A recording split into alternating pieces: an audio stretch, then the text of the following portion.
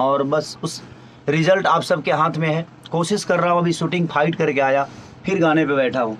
अब मैं बैठूंगा नहीं, आप लोग का जो शिकायत था उसको जल्दी से दूर करूँगा और करते रहूँगा। हर 2 दिन बाद, हर 2 दिन बाद नया ब्रेक और ब्रेकर एक और आवरी बैक टू बैक दिल पाटे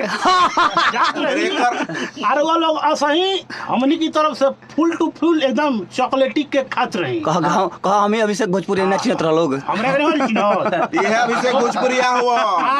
देखा हमार उम्र कम नहीं लागत, हम अब अजुए के नहीं पैदा भइल।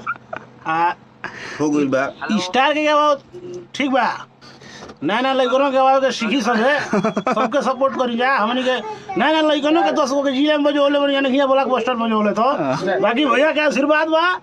आ एक से एक आवत रही गाना, एक से एक देते रहे हैं अभिषेक।